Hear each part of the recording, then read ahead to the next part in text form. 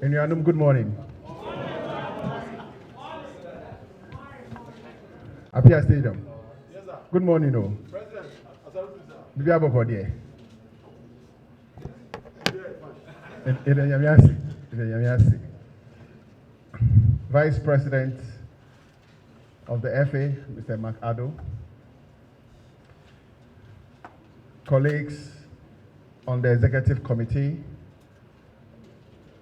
of your own football association. Our hardworking General Secretary, Lawyer Prosper Addo. Our newly and freshly appointed Technical Director of the Football Association, Professor Minta.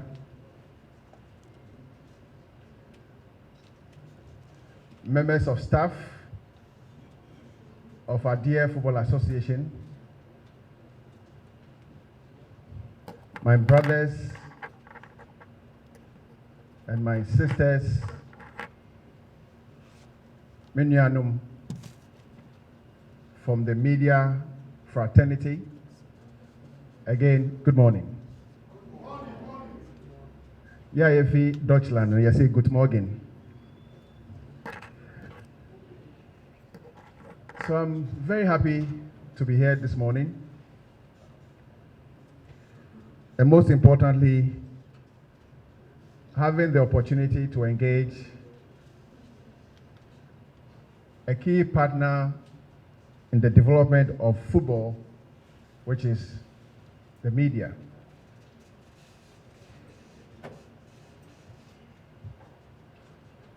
Just continuing from what Henry Asante said,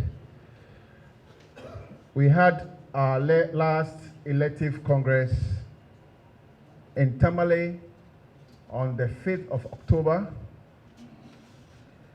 and that was followed by the Regional Football Association's elective congresses on the 13th of October, effectively bringing a closure to our election period. At our very maiden meeting, if I remember, one of the foremost decisions we took as new leaders of our FA is to reintroduce the Meet the Press series that was also introduced during our first term as one of our key media engaging strategies. Of course, that platform, or this platform, is to offer a key partner, that is the media, the chance to ask questions and for us also to tell our story about the journey we embarked on the 5th of October in Tamale. This press engagement here today will not be the first and will not be the last time the ESCO that you are so much supportive of will be meeting the media. This key strategy will be replicated in as many regions as possible in course of our tenure as leaders or as servants of football. Indeed, soon after the elections, we would have loved to have met the media to speak about our new ideas, our new plans, and our strategies towards the development of football. Unfortunately, other but very important assignments took all of us away. The last one being the big tournament that is currently happening in nearby La Côte d'Ivoire. Ghana was represented by our beloved Black Stars. The happenings during the tournament has not been what we as Ghanaians would have loved to see. As servants of football, we've never been happy about how our team, our beloved Black Stars, performed. As an FA, we provided and ensured that the team had all the logistics that they needed to enable them to perform. What did we see of the team? The performance of our beloved Black Stars fell below our expectations. Whether they did okay or not, all of us here, from the ESCO to each one of you, saw the performance of the team either on your screens or at the various stadia that the team played. Clearly, what we saw of the team was not what we expected of the team. That target of envy has eluded Ghana for 40 plus years. And as servants of football, our dream, our hope, our desire is to bring that target of envy back to Ghana.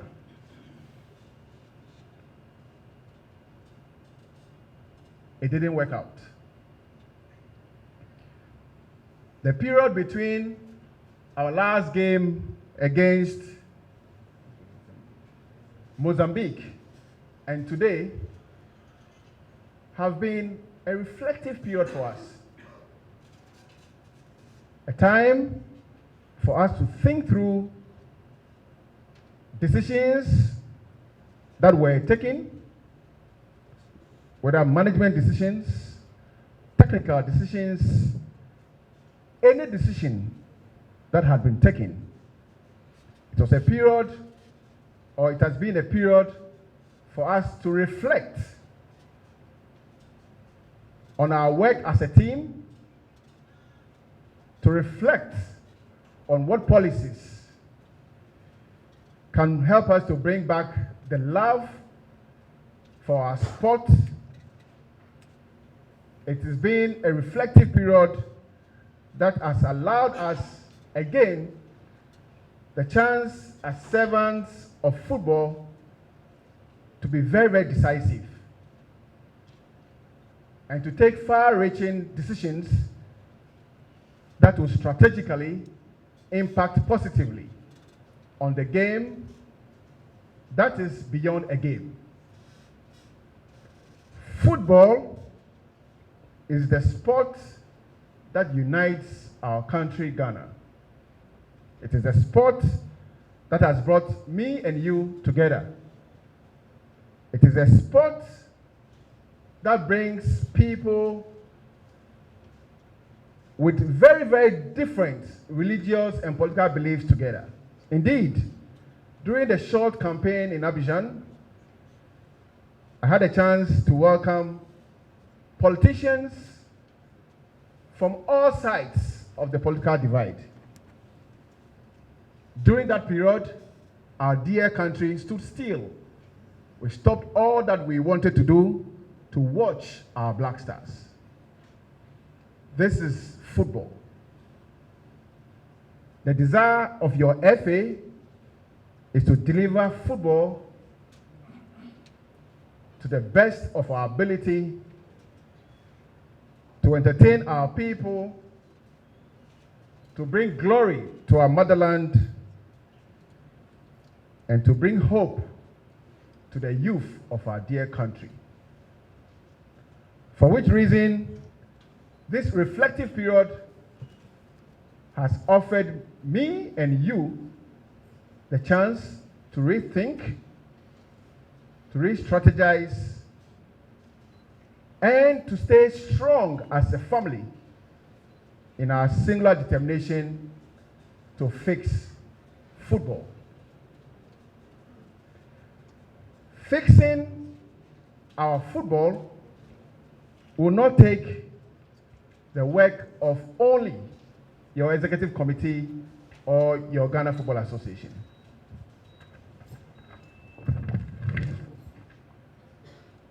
Fixing football will take our effort, will also need your support, and most importantly, the support of all our publics. That is the only way we can fix our football. The FA is very, very much committed towards bringing back our lost glory, bringing back the passion of our people, and bringing back the love for our beloved sport called football. But this can only happen if all our publics stand shoulder to shoulder with us in good times and in bad times. In bad times, we have to be ready, and we are ready to listen to the other mind. We have to allow people to speak out and to offer to us the needed support we need as servants of our game. The ESCO, the council, will not depart from this commitment to work day and night in our attempt to fix or fixing our football.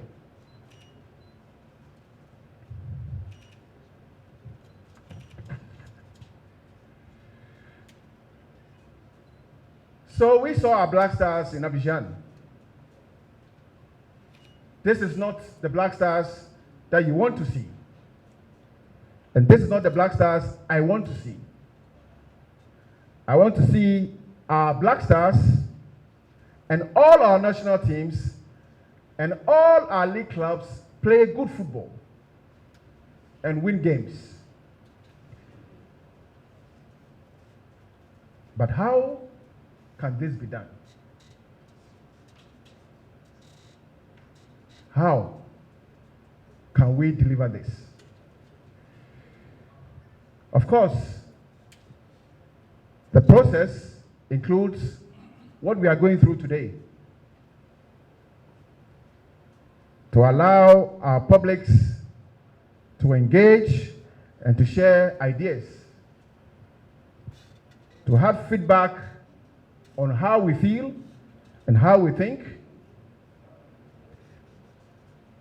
and to ensure that we are ready to bring on board new ideas, new strategies that will enable us to bring back the love for football. We are very clear as servants of the game that the only way to achieve our dreams is to continue, first of all, being honest to ourselves and to our publics, and to continue in the way that we have already started by investing from the very basics of our game to the top level of our game.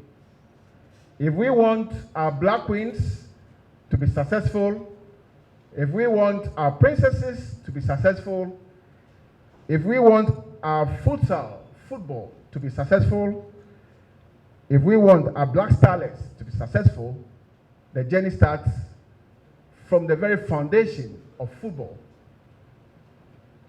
And that is why, over time, we have brought back Colts football to lovers of Colts in this country.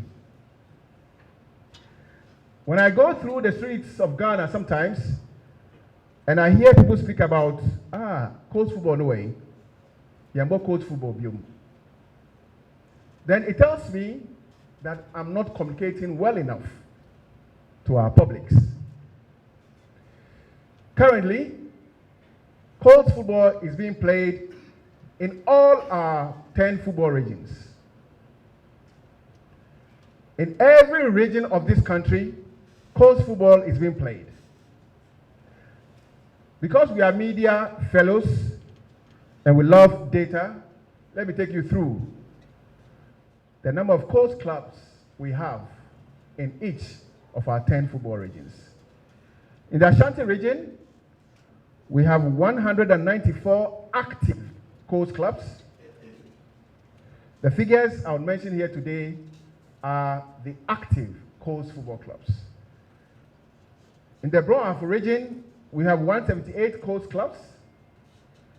In the Central region, 120. Eastern, 165. The Greater Accra region, 327. Northern region, which is led by Alhaji Abu Alassan, 185 Colts clubs. Upper East, 84. Upper West, 14. Volta region, 156. And Western region, 298. Colts football is being played in every region. Through our partnership with KGL, the FA will continue to support Colts football in the regions with the provision of trophies and medals for all our leagues in the country. Indeed, just last week, our RFAs received the allocations for this year. The FA has invested $100,000 into the purchase of footballs for our Colts clubs. Our strategy to invest more into not only footballs, but cones, bibs, and other accessories for our Colts clubs will continue as we journey along. Indeed, to support the work of our RFAs,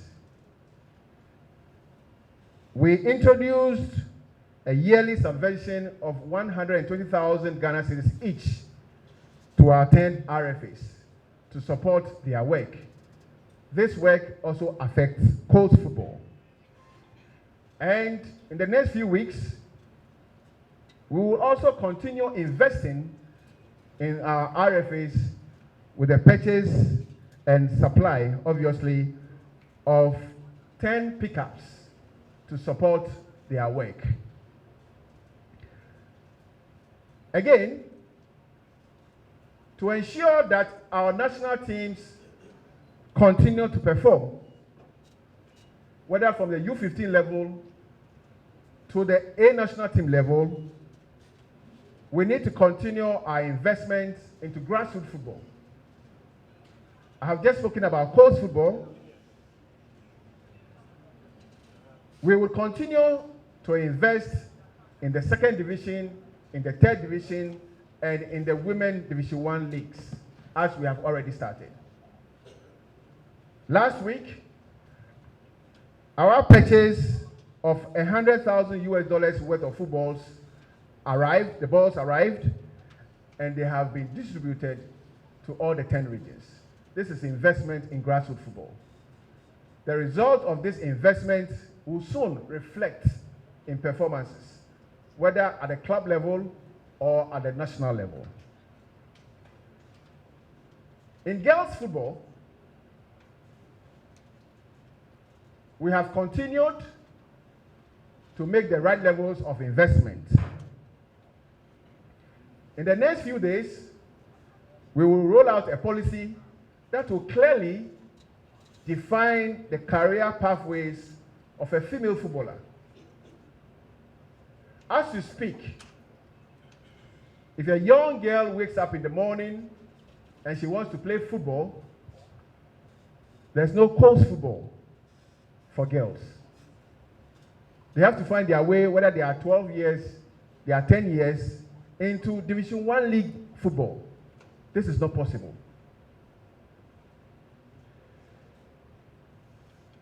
So in the next few days, a clear pathway for our girls will also be made public. Indeed, in the months of May, June, and July, we will be staging the girls' U15 tournament to offer other opportunities for our younger girls to also realize their dream of playing football. As we speak, the Black Queens have qualified for the AFCON. The Princesses have qualified to participate in the U20 Girls World Cup. These are good milestones for Ghana, and we'll continue to offer them all the support they need to be able to excel.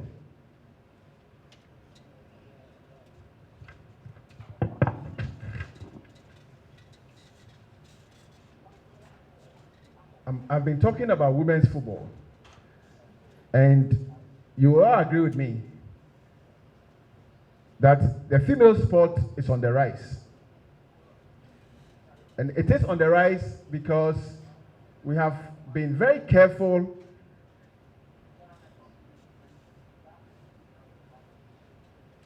in our implementation of the women's football strategy. If you remember, we adored this strategy last year, and the Technical Directorate have been at the forefront of the full implementation of the women's strategy. The result is what we see by way of performances, and we will continue to implement the women's football strategy to the last line.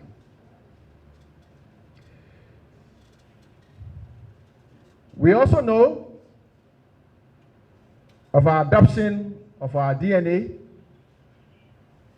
The Technical Directorate have already started the implementation of the DNA. Professor Minta, it's here. I think he will attest to this fact. In the next few days, we shall be launching the men's football strategy, which is also ready. This is a 4-year plan for the development of men's football. So clearly, thank you. Clearly, it should tell you that we are in the right way. We launched the 4-year plan for women, which is the women's football strategy, and now we have the 4-year plan for the development of the men's strategy.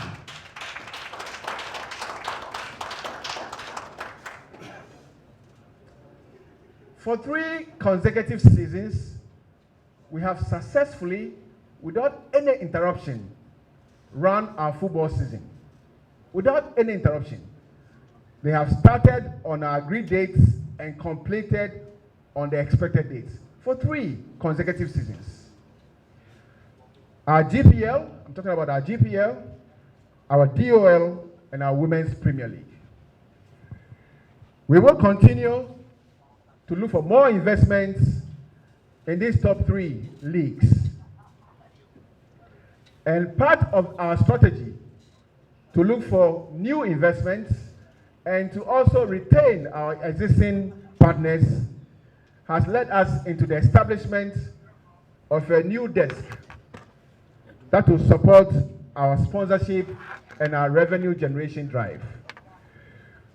Here, I am talking about the introduction of the business development desk, to support the work of the Marketing Directorate.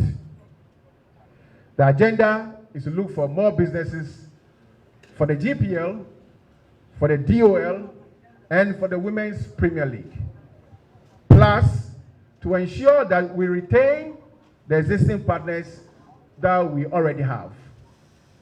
These are the pragmatic steps or strategic steps your FA has taken to ensure that there's more investment in the domestic league that will lead to improvement in performances, more quality players being produced, and obviously better players being picked for our national team engagements.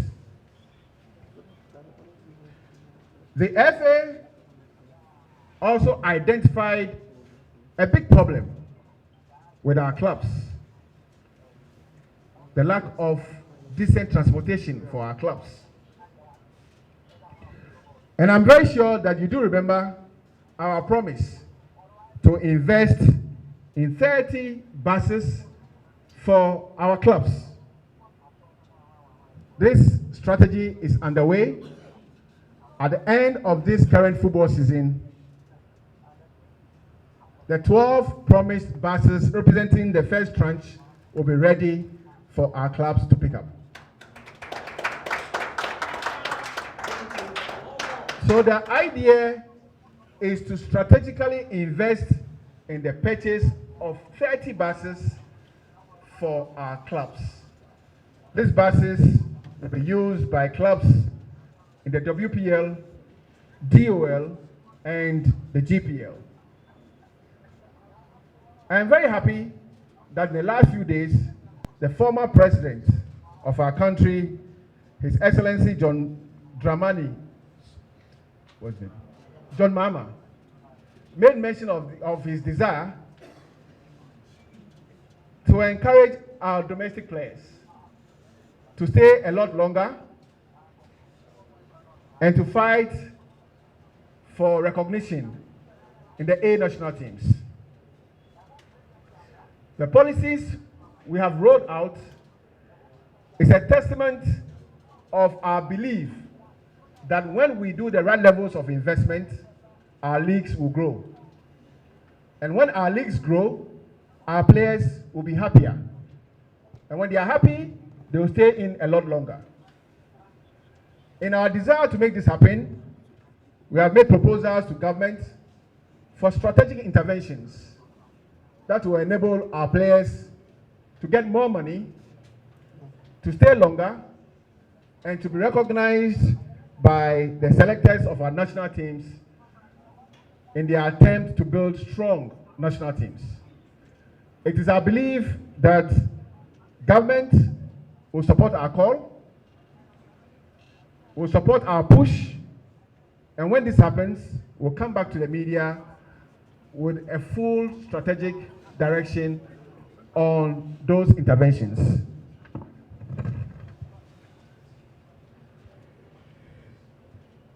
Let me come back to national teams again. Again, if our Black Stars will be strong, it must start from the grassroots, just like I have mentioned.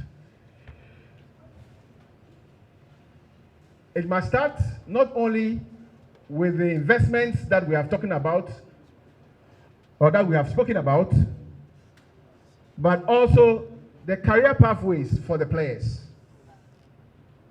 When we speak about national teams, we want to talk about talent identification. How have we identified talents that will play at the U15 level, U20 level, and up to the Black Stars level? We realized that there was a need for a big shift at the way talents are identified.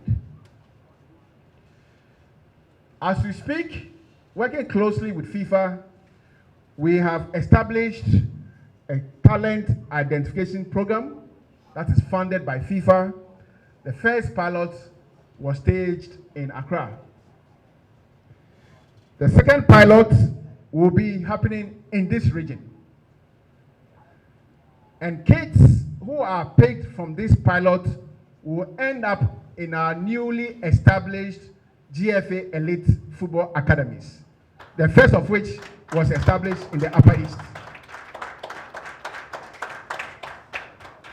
The foremost GFA Elite Football Academy, which will give kids who have been carefully selected and who will be trained according to our DNA, the opportunity to become national heroes.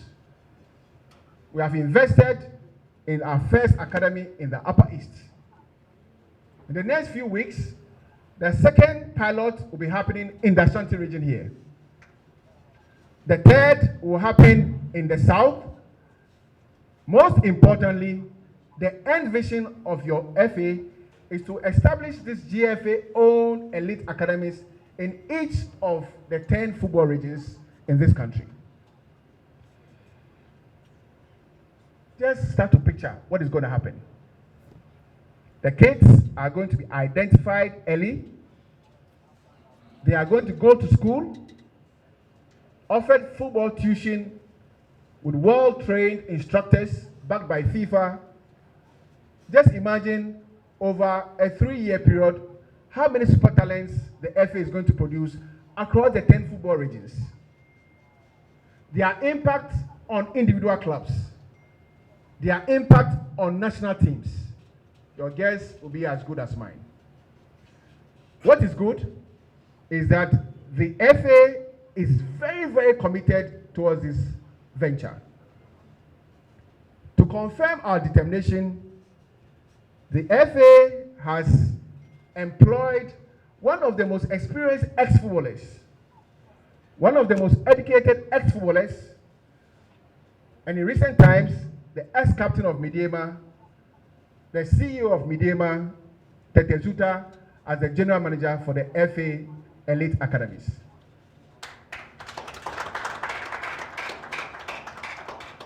Again, to help us identify talents at the right ages, at the right time, the Technical Directorate has identified 5 scouts in each of our 10 regions.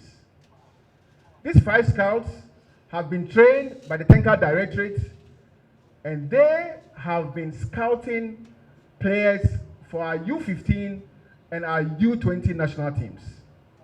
The first batch of talents that were scouted by these scouts, trained by our Technical Directorate, were the players that represented Ghana in the international friendly tournament in Serbia. The Twinkle Twinkle Little Starlets that were led by Lai Kingston. So you can see clearly, my colleagues, that we have stopped, or we have changed the way we scout for our national teams. Now the players are scouted early through the talent identification program. They will be enlisted into the boarding schools. The top ones will find themselves into the national teams, plus the same scouts going into the schools, going into the districts to scout for the super talents for our national U15 and U17 national teams. Over time, we are going to deploy same scouts to also perform same responsibility for our domestic national team, which is the Black Galaxies. Gradually, we are making progress. These steps need patience. These steps need time. During this period, we'll have good times. During the same period, we'll have bad times. But when indeed we do have bad times, we need to remember and to ask ourselves whether we are in the right way or not, whether we are taking the right steps or not. In my opinion, the answer is yes. Given that all of us have heard here today, we are taking the right steps step by step. But believe me, glories don't come overnight. You need patience. You need patience, and you need the support of everybody. Coach education and refereeing are 2 very, very important need areas in our football ecosystem. I remember in the Congress in Kumasi, we spoke about our committed investment in these two need areas, refereeing and coach education. Professor Minta is here. He led the coach education campaign, and well over 3,000 Ghanaians have either license D up to license B. Is that correct? Prior to this period, the last time we had the chance to train our coaches was way back in 2016, 2017. So you could see clearly that we had a big gap. And it will only take continuous investments in coaching to bring the level of coaching to the times of E.K. Afranis, Osam Dodus, and the rest of the big boys who have departed this world. Again, we took 7 of our coaches who work in the women's sport to attachments in Europe, in Holland, and in Germany. We will continue in investing in our coaches. Indeed, we have carefully selected 16 of our elite coaches who would, and indeed have already started specialized training to ensure that we improve on their capacity. Now, when we give them knowledge, they bring the knowledge to our domestic leagues. Our domestic leagues would improve, our national teams would improve. Refereeing, like we all know, has been a big challenge. It has been a big challenge. We introduced the academy on refereeing policy. As we speak now, over 2,000 young boys and girls have been trained.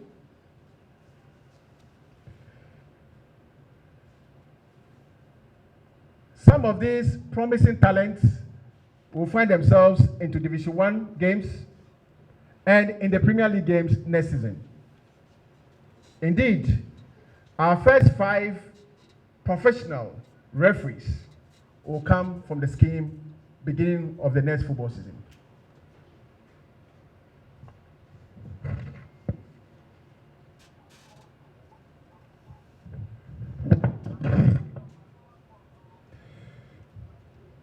Funding of the FA and FA-related activities has been a challenging one.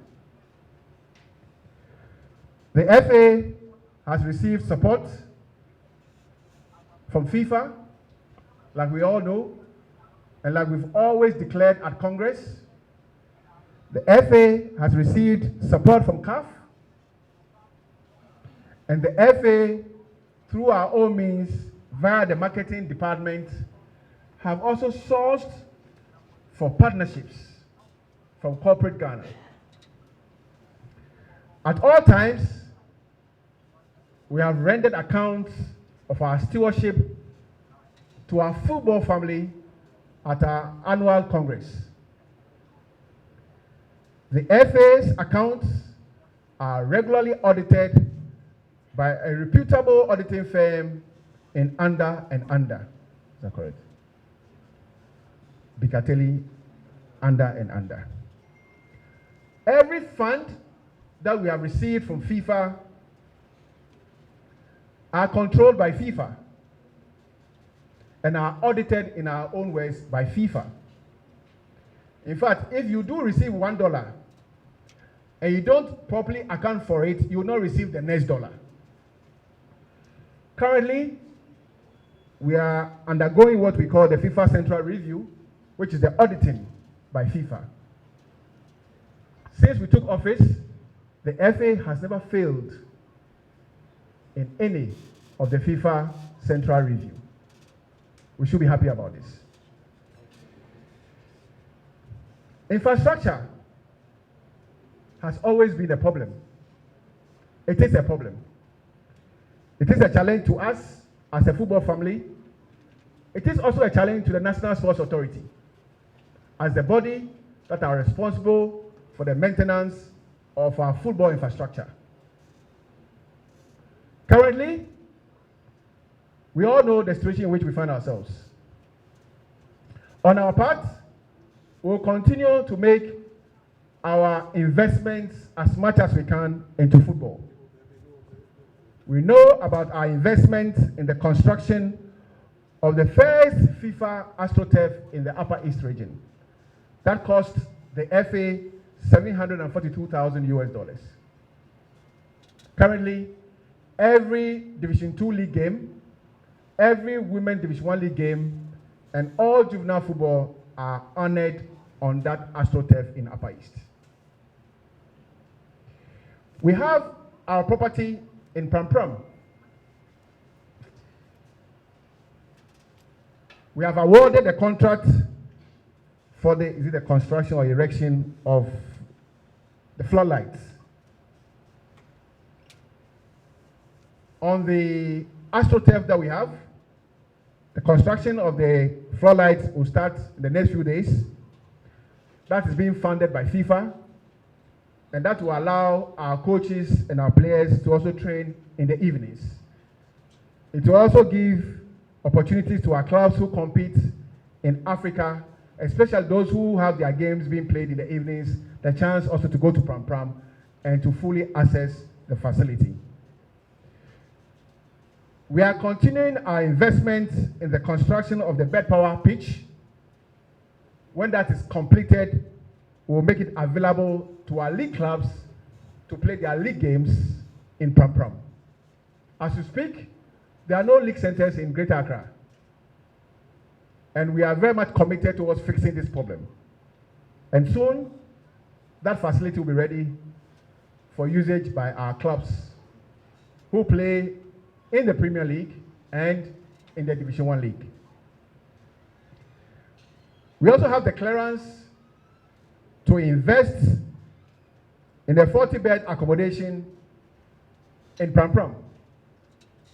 Construction will start soon. It would also include a modern-day gymnasium, a swimming pool, and a medical center to service our footballers and our athletes who use our Pram Technical Center. Indeed, the entire land space will be fenced very, very soon. Work is going to start very, very soon, and I mean this year.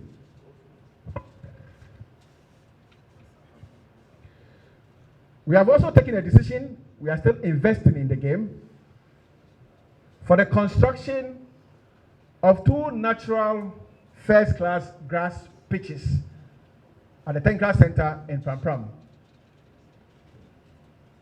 This work will start in August, and it will add up to the existing pitch infrastructure that we have in Pram. I've already spoken about the bed power pitch.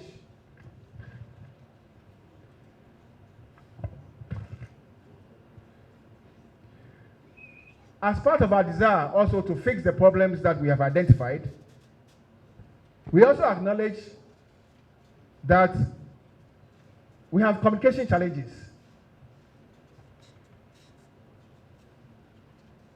And one of the steps to fix those challenges is the platform we have here today. But beyond that, we have tasked our RFAs to start fixing the problems from their end by communicating more with their publics and by fully utilizing the relatively cheap communication mediums or channels that we have, i.e. social media.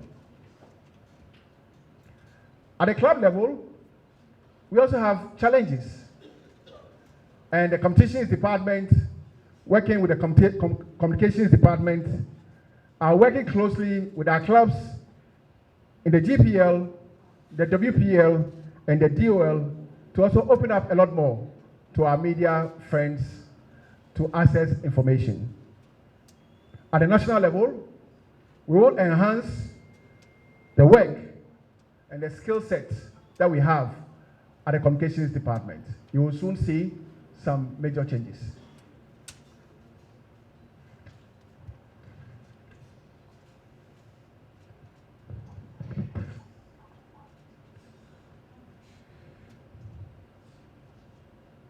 So we are here talking about Ghana football. We've spoken about coast football. We've spoken about girls football. We've spoken about beach soccer, futsal. We've spoken about the development and investment needs of our top tier leagues. We've spoken about the needs for investment in infrastructure, the introduction of our BAS strategy, etc., etc. That should tell all of us here that the reflective period has taught us big lessons. We have engaged a lot, and we accept where we have been wrong. The notes that I've espoused here speaks to this fact.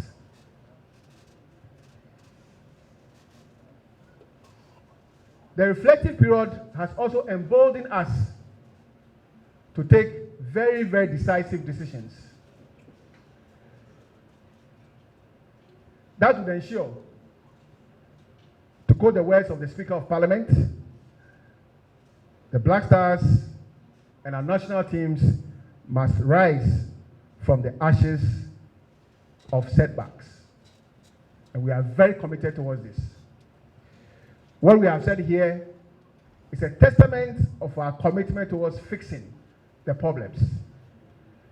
I know all of us love our Black Stars. And our Black Stars players do love all of us. And all of us are committed towards fixing the problems with the Black Stars. Indeed, that journey has already started with a search for a new trainer for our Black Stars. When we find the new trainer, it is our collective decision and determination to stay for a long haul with a new set of trainers for our Black Stars and for all our national teams.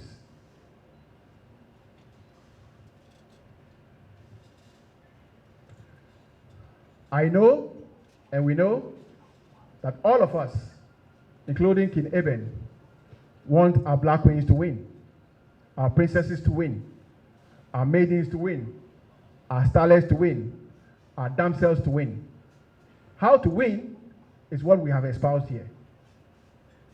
Investment, investment, investment, and keeping the way and taking decisive decisions. We love our Black Stars, we love our Black Queens, we love our football. We want our football to rise from the ashes. We want to enjoy our leagues. It's a reason why we are calling on all stakeholders, all underlined. The government, the media, our clubs, to join hands on this journey. We, as servants, cannot do this alone. We need you, and we need you more than you ever think. If we kill our players when things go bad, we are likely not to find the players. That is why I've always said that in good times and in bad times, let's stay with our players. And let's leave those decisive but important decisions to the Tenka team to take. We can build this football industry with your support. We can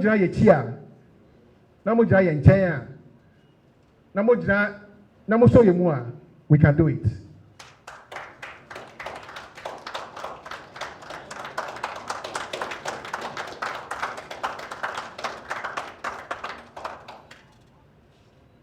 I know, and we know, this will take time.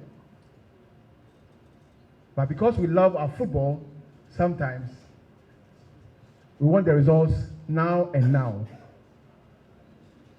It will come. It will come. With your support. I thank you so much, Vice President, colleagues. We are ready to listen to you. We want you to ask all the questions you may have on your chest. Please don't leave any on your chest. We have the time to listen. Thank you.